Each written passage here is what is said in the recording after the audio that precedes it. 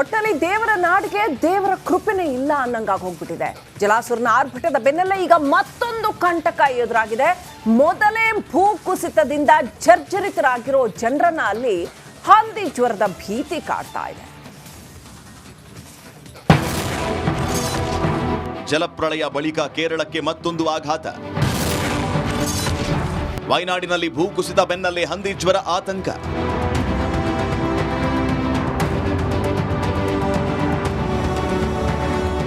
ದೇವರ ನಾಡು ಕೇರಳದಲ್ಲಿ ದೇವರ ಕೃಪೆಗಾಗಿ ಜನ ಕಣ್ಣೀರಿಡ್ತಾ ಇದ್ದಾರೆ. ಭೂಕುಸಿತದಿಂದ ಸಂಭವಿಸಿದ ಸಾವು ನೋವು ಉಂಟಾಗಿದ್ದು ಮೃತದೇಹಗಳಿಗಾಗಿ ಇನ್ನೂ ಹುಡುಕಾಟ ನಡೆಸಲಾಗ್ತಾ ಇದೆ. ಇನ್ನೂ ಹಲವರು ಕೆಸರಿನಡಿ ಹುದುಗಿ ಹೋಗಿದ್ದಾರೆ. ಮೃತದೇಹಗಳಿಗಾಗಿ ಎನ್ಡಿಆರ್ಎಫ್, ಎಸ್ಡಿಆರ್ಎಫ್ ಹಾಗೂ ಸೇನಾ ಸಿಬ್ಬಂದಿ ಕಾರ್ಯಾಚರಣೆ ನಡೆಸ್ತಾ ಇದ್ದಾರೆ. ಮಳೆಯ ನಡುವೆಯೂ ಶೋಧ ಕಾರ್ಯ ನಡೆಸ್ತಾ ಇದ್ದಾರೆ.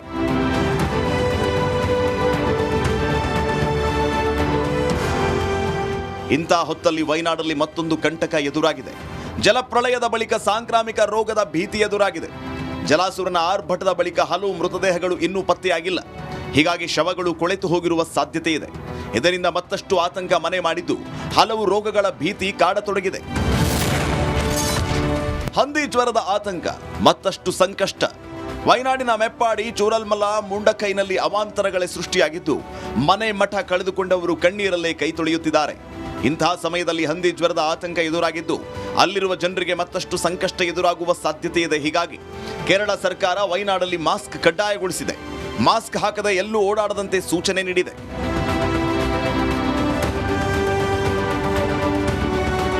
ಕೊರೋನಾ ಸಂದರ್ಭದಲ್ಲಿ ತಂದಿದ್ದ ರೂಲ್ಸ್ ಈಗ ಕೇರಳದಲ್ಲಿ ತರಲಾಗಿದೆ.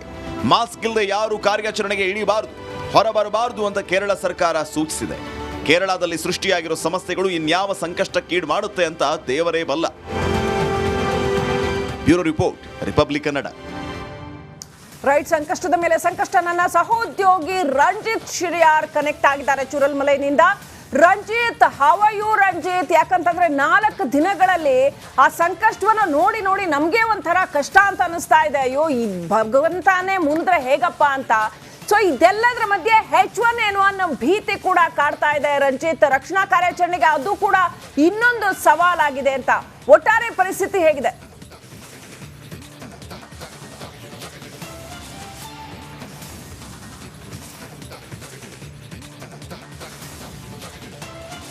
ಖಂಡಿತವಾಗ್ಲೂ ಕೂಡ ಶ್ರೀಲಕ್ಷ್ಮಿ, H1N1 ಒಂದು ಕಡೆಯಲ್ಲಾದರೆ ಈ ಸ್ಮಶಾನದಂಥ ಊರಿನಲ್ಲಿ ಈ ಶವಗಳ ರಾಶಿಯನ್ನು ನೋಡ್ತಾ ಇದ್ರೆ ನಿಜಕ್ಕೂ ಕೂಡ ಬೇಸರ ಆಗತ್ತೆ.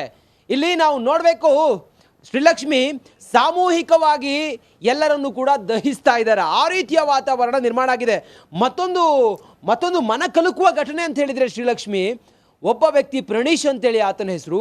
ಆತ ಈ ಚೂರನ್ಮಲೆಯಲ್ಲಿ ಕೂಲಿ ಕೆಲಸ ಮಾಡಿಕೊಂಡು ಬದುಕ್ತಾ ಇದ್ರು. ಆ ವ್ಯಕ್ತಿ ಪ್ರವಾಹದ ಸಮಯದಲ್ಲಿ ಸಿಲುಕಿಕೊಂಡಂಥ 30 ಜನರನ್ನ ರಕ್ಷಣೆ ಮಾಡಿ, ಇಲ್ಲೊಂದು ಸೇತುವೆ ಇತ್ತು, ಆ ಸೇತುವೆಯಲ್ಲಿ ನಡೆದುಕೊಂಡು ಬರ್ತಿರ್ಬೇಕಾದ್ರೆ, ರಕ್ಷಣೆ ಮಾಡಿ ವಾಪಸ್ ಬರ್ತಿರ್ಬೇಕಾದ್ರೆ ಕೊಚ್ಕೊಂಡು ಹೋದಂತಹ ಹೃದಯ ವಿದ್ರಾವಕ ಘಟನೆ ನಡೆದಿದೆ. ಪ್ರಣೀಶ್ ಅವರ ಸ್ನೇಹಿತರು ನನ್ನ ಜೊತೆಯಲ್ಲಿ ಇದ್ದಾರೆ. ಅವ್ರನ್ನ ನಾನು ಮಾತಾಡ್ತೀನಿ, ರಾಜ್ಕುಮಾರ್ ಅಂಥೇಳಿ.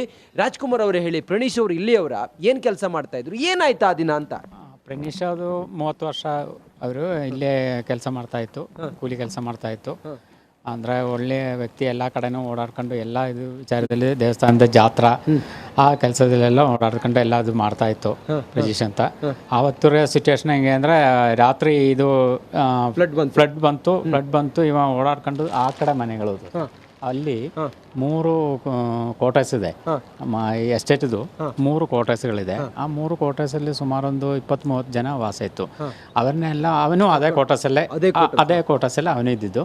ಅಲ್ಲಿಂದ ಸುಮಾರು ಜನಗಳನ್ನೆಲ್ಲ ಅವ ಕಾಪಾಡ್ಕೊಂಡು ಇಲ್ಲಿ ಈ ಸೇಫ್ಟಿ ಆಗಿರೋ ಏರಿಯಾದಲ್ಲಿ ಬಿಟ್ಬಿಟ್ಟು ಇನ್ನೂ ಸ್ವಲ್ಪ ಜನ ಫೋನ್ ಮಾಡ್ತಾ ಇತ್ತು ಅವನಿಗೆ, ನಮಗೆ ಕಾಪಾಡಿ ಅಂದ್ಬಿಟ್ಟು ಫೋನ್ ಮಾಡುವಾಗ ಅವನು ಜೀಪ್ ತಗೊಂಡು, ಅಲ್ಲಿಂದ ಜೀಪ್ ತಗೊಂಡು ಇದೇ ರೋಡ್ ಇದು ಹಿಂಗೆ ಬಂದು ಇಲ್ಲಿಂದ ಈ ಸೇತು ಹತ್ತಿ ಅಲ್ಲೋಗಿದೆ. ಬ್ಯಾಕ್ ಸೈಡ್, ಸ್ಕೂಲ್ ಬ್ಯಾಕ್ ಸೈಡಲ್ಲಿ ಸ್ವಲ್ಪ ಜನ ಇತ್ತು.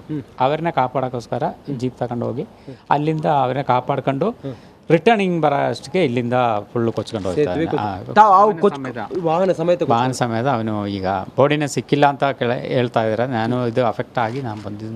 ಖಂಡಿತ ಶ್ರೀಲಕ್ಷ್ಮಿ, ದೇವ್ರು ಎಷ್ಟು ಕ್ರೂರಿ ನೋಡಿ. ವಯನಾಡಿನ ವಿಚಾರದಲ್ಲಿ ಪ್ರಣೀಶ್ ಅನ್ನೋ ವ್ಯಕ್ತಿ ಇದ್ದಾನಲ್ಲ, ಆ ಕ್ವಾರ್ಟರ್ಸ್ ಅಲ್ಲಿ ಮನೆ ಕಾಣಿಸ್ತಾ ಇದೆಯಲ್ಲ, ಅಲ್ಲಿ ಮನೆ ಅವರದ್ದು ನೋಡಿ. ವಿಜೆ ತೋರಿಸ್ಬೇಕು, ಅಲ್ಲಿ ಮನೆ ಅವರದ್ದು. ಅಲ್ಲಿ ಸುಮಾರು 20 ಜನರನ್ನ ರಕ್ಷಣೆ ಮಾಡಿ ಆ ರಸ್ತೆ ಮೂಲಕ ಅವರು ಬರ್ತಾರೆ, ಜೀಪ್ನಲ್ಲಿ ಬರ್ತಾರೆ. ಜೀಪ್ನಲ್ಲಿ ಬಂದು ಈ ಕಡೆಯಲ್ಲಿ ಕಾಪಾಡಿ ಕಾಪಾಡಿ ಅಂತ ಹೇಳಿ ಕೂಗು ಕೇಳಿಸುತ್ತೆ. ಆ ನಂತರ ಅವರು ಬಂದವರು, ಇಲ್ಲೊಂದು ಸ್ಕೂಲ್ ಇದೆ, ಆ ಸ್ಕೂಲ್ನಲ್ಲಿ ನಿರಾಶ್ರಿತರನ್ನ ಇಟ್ಟಿದ್ದಾರೆ. ಆ ಸ್ಕೂಲ್ನು ಕೂಡ ನಮ್ಮ ವಿಜಯ್ ತೋರಿಸ್ತಾರೆ ನೋಡಿ. ಆ ಸ್ಕೂಲ್ನಲ್ಲಿ ಒಂದಿಷ್ಟು ಜನ ನಿರಾಶ್ರಿತರನ್ನ ಇಟ್ಟಿದ್ರು. ಅವರನ್ನ ಕಾಪಾಡಿಕೊಂಡು ಇಲ್ಲೊಂದು ಸೇತುವೆ ಇತ್ತು, ಸೇತುವೆ ಸಂಪೂರ್ಣವಾಗಿ ನಾಮಾವಶೇಷವಾಗಿದೆ. ಆ ಸೇತುವೆಯ ಮೂಲಕ ಕರೆದುಕೊಂಡು ಬಂದು ರಕ್ಷಣೆ ಮಾಡಿ ಸೇಫ್ ಇರುವಂತ ಆ ಗುಡ್ಡ ಇದೆಯಲ್ಲ, ಆ ಗುಡ್ಡದ ಹತ್ತಿರ ಬಿಟ್ಟು ವಾಪಸ್ ಅವರು ಇನ್ನಷ್ಟು ಜನರನ್ನ ಕಾಪಾಡುವಂತ ಸಮಯದಲ್ಲಿ ಪ್ರಣೀಶ್ ಅನ್ನೋ 30 ವರ್ಷದ ಆ ಸಾಮಾಜಿಕ ಕಾರ್ಯಕರ್ತ ಕೂಲಿ ಕೆಲಸ ಮಾಡ್ತಾ ಇದ್ರಂತೆ, ಅವರು ಕೊಚ್ಕೊಂಡು ಹೋದಂತ ಘಟನೆ ನಡೆದಿದೆ. ನಿಜಕ್ಕೂ ಕೂಡ ದೇವರು ಕ್ರೂರಿ ಅಂತ ಹೇಳಿ ಆ ಸಮಯಕ್ಕೆ ಅನ್ನಿಸದೇ ಇರೋದು. 30 ಜನರನ್ನ ಕಾಪಾಡಿದಂತ ಪ್ರಣೀಶ್ ಇವತ್ತು ಎಲ್ಲಿದ್ದಾರೋ ಗೊತ್ತಿಲ್ಲ, ಬದುಕಿದ್ದಾರೋ ಸತ್ತಿದ್ದಾರೋ ಏನೋ ಗೊತ್ತಿಲ್ಲ.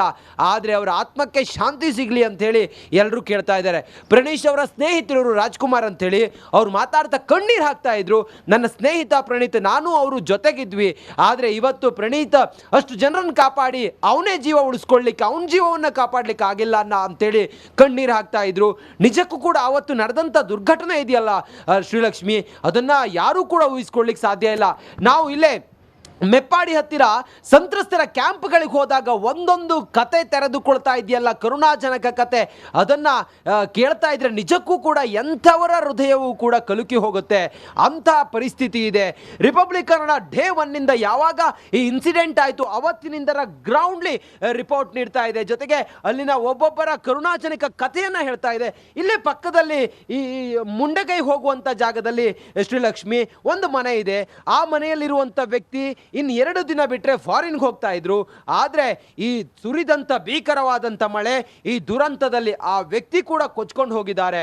ಅವರ ಮನೆಯವರೆಲ್ಲ ಕಣ್ಣೀರು ಹಾಕ್ತಾ ಇದ್ದಾರೆ. ಇದನ್ನೆಲ್ಲ ನೋಡ್ತಾ ಇದ್ರೆ ಕೇರಳದಲ್ಲಿ ನರಕ ಸದೃಶವಾದಂಥ ವಾತಾವರಣ ಸೃಷ್ಟಿಯಾಗಿದೆ. ತಂಡೋಪತಂಡವಾಗಿ ರಕ್ಷಣಾ ಕಾರ್ಯಾಚರಣೆ ಸಾಗರೋಪಾದಿಯಲ್ಲಿ ಸಾಗ್ತಾ ಇದೆ. ಮತ್ತೊಂದು ಕಡೆಯಲ್ಲಿ ಆಸ್ಪತ್ರೆಗಳಲ್ಲಿ ಗೋಳಾಟ, ತಮ್ಮವರ ಹೆಣವನ್ನ ಹುಡುಕೋದಕ್ಕೆ ತೊಳಲಾಟ, ಅದೆಲ್ಲವೂ ಕೂಡ ಒಂದು ರೀತಿಯಲ್ಲಿ ಮನುಕುಲಕ್ಕೆ ಇಷ್ಟು ಕಂಟಕವ ಅನ್ನೋ ರೀತಿಯಲ್ಲಿ ಕಾಣಿಸ್ತಾ ಇದೆ. ಮತ್ತೊಂದು ಕಡೆಯಲ್ಲಿ ಶ್ರೀಲಕ್ಷ್ಮಿ, ಈಗ ಕರೆಂಟ್ ನಡೀತಿರುವಂತ ಪರಿಸ್ಥಿತಿ ಅಂತ ಹೇಳಿದ್ರೆ JCBಗಳ ಮೂಲಕ ಮಣ್ಣಿನ ಅಡಿ ಸ್ಮೆಲ್ ಬರುತ್ತಲ್ಲ, ಈಗ ಡಿಕಂಪೋಸ್ ಆಗಿದೆ ಬಾಡಿಗಳು ಏನಿದ್ದಾವೆ, ಮಿಸ್ಸಿಂಗ್ ಆಗಿರುವಂತ ಬಾಡಿಗಳು ಡಿಕಂಪೋಸ್ ಆಗಿದೆ. ಆ ಸ್ಮೆಲ್ ಅನ್ನ ಆಧರಿಸಿ JCB ಕಾರ್ಯಾಚರಣೆ ನಡೀತಾ ಇದೆ. JCBಗಳ ಮೂಲಕ ಮೃತದೇಹವನ್ನ ಹೊರಗಡೆ ತೆಗಿತಾ ಇದ್ದಾರೆ. ಹೊರಗಡೆ ತೆಗೆದ ಮೃತದೇಹ ಗುರುತು ಅಂತೂ ಖಂಡಿತವಾಗಲೂ ಕೂಡ ಪತ್ತೆ ಹಚ್ಚೋದಕ್ಕೆ ಸಾಧ್ಯ ಇಲ್ಲ ಅಂತ ಪರಿಸ್ಥಿತಿ ಈಗ ನಡೀತಾ ಇದೆ. ಇಲ್ಲಿ ಮುಂದಕ್ಕೆ ಹೋದ್ರೆ ಮುಂಡಗೈ ಅನ್ನೋ ಜಾಗದಲ್ಲಿ ನನ್ನ ಕಲಿಗೆ ನಾಗೇಂದ್ರ ಬಾಬು ಕವರೇಜ್ ಅನ್ನ ಮಾಡ್ತಾ ಇದ್ದಾರೆ. ನಾವೀಗ ಚೂರನ್ಮಲದಲ್ಲಿದ್ದೀವಿ. ಚೂರನ್ಮಲದ ಚಿತ್ರಣ ಇದು. ಈ ಒಂದು ಬ್ರಿಡ್ಜ್ ಕಾಣಿಸ್ತಾ ಇದೆಯಲ್ಲ ಶ್ರೀಲಕ್ಷ್ಮಿ ನಿಮ್ಗೆ, ಇದೇ ಬ್ರಿಡ್ಜ್ ನಲ್ಲಿ ತಾತ್ಕಾಲಿಕವಾಗಿ ಮಾಡಿದಂತ ಬ್ರಿಡ್ಜ್ ನಲ್ಲಿ ಈಗ JCBಗಳು ಓಡಾಟ ಶುರುವಾಗಿದೆ, ವೆಹಿಕಲ್ಗಳು ಓಡಾಟ ಶುರುವಾಗಿದೆ. ಮುಂಡಗೈ ಇರುವಂತ ಡೆಡ್ ಬಾಡಿಗಳನ್ನು ಇದೇ ಬ್ರಿಡ್ಜ್ ನಲ್ಲಿ ಆಸ್ಪತ್ರೆಗೆ ತೆಗೆದುಕೊಂಡು ಹೋಗ್ತಾರೆ. ನಿನ್ನೆವರೆಗೂ ಕೂಡ ಬ್ರಿಡ್ಜ್ ಇಲ್ಲ, ನಿನ್ನೆ ಇದನ್ನ ತಾತ್ಕಾಲಿಕವಾಗಿ ಮಾಡಿದ್ದಾರೆ. ಸುಮಾರು 70 ಟನ್ ಕೆಜಿ ಸಾಮರ್ಥ್ಯ ಇರುವಂತ ಬ್ರಿಡ್ಜ್ ಇದು. ಈ ಬ್ರಿಡ್ಜ್ನಲ್ಲಿ ಈಗ ಆಂಬ್ಯುಲೆನ್ಸ್ಗಳ ಓಡಾಟ ಮತ್ತೆ ಕೆಲ ಯಂತ್ರಗಳನ್ನು ತೆಗೆದುಕೊಂಡು ಹೋಗೋದಕ್ಕೆ ಅನುಕೂಲ ಆಗಿರೋದ್ರಿಂದ ಸಾವಿನ ಸಂಖ್ಯೆ ಈ ಹೊತ್ತಿನಿಂದ ಅಥವಾ ಇವತ್ತಿನಿಂದ ಇನ್ನಷ್ಟು ನಂಬರ್ಸ್ ಏರಿಕೆ ಆಗುವಂತ ಸಾಧ್ಯತೆ ಇದೆ. ಯಾಕಂತ ಹೇಳಿದ್ರೆ ಈಗ ಕಾರ್ಯಾಚರಣೆ ಕ್ಷಿಪ್ರವಾಗ್ತಾ ಇದೆ. ಮಳೆ ಕೂಡ ಬರ್ತಾ ಇರೋದ್ರಿಂದಾಗಿ ಕಾರ್ಯಾಚರಣೆಗೆ ಸ್ವಲ್ಪ ತೊಡಕಾಗಿದೆ. ಇನ್ನು ರಾಜ್ಯ ಸೇರಿದಂತೆ ಕೇರಳ ಸೇರಿದಂತೆ ಕರ್ನಾಟಕ, ತಮಿಳುನಾಡು ಬೇರೆ ಬೇರೆ ಭಾಗದಿಂದ ರೆಸ್ಕ್ಯೂ ತಂಡಗಳು ಆಗಮಿಸಿದಾವೆ. ರೆಸ್ಕ್ಯೂ ತಂಡಗಳು ಕಾರ್ಯಾಚರಣೆಯನ್ನು ರೆಸ್ಕ್ಯೂ ಮಾಡ್ತಾ ಇದ್ದಾರೆ. ಮತ್ತೊಂದು ಕಡೆಯಲ್ಲಿ ಇಲ್ಲಿನ ಪರಿಸ್ಥಿತಿ ಒಂದು ರೀತಿ ದಯನೀಯವಾಗಿದೆ. ಸದ್ಯಕ್ಕೆ ಕೇಂದ್ರದಿಂದ ಆಗಿರಬಹುದು, ರಾಜ್ಯದಿಂದ ಕೋಆರ್ಡಿನೇಷನ್ ಕೂಡ ನಡೀತಾ ಇದೆ. ಒಬ್ಬೊಬ್ಬರು ನಾಯಕರು ಬಂದು ಪರಿಸ್ಥಿತಿಯನ್ನು ಅವಲೋಕಿಸ್ತಾ ಇದ್ದಾರೆ, ಸಂತ್ರಸ್ತರಿಗೆ ಸಾಂತ್ವನವನ್ನ ಹೇಳ್ತಾ ಇದ್ದಾರೆ. ಇದಾದ ನಂತರ ತೆರೆದುಕೊಳ್ತಿರುವಂತ ಈ ವಾತಾವರಣ ಇದೆಯಲ್ಲ, ಇದು ನಿಜಕ್ಕೂ ಕೂಡ ಸ್ಮಶಾನದಂತಿದೆ.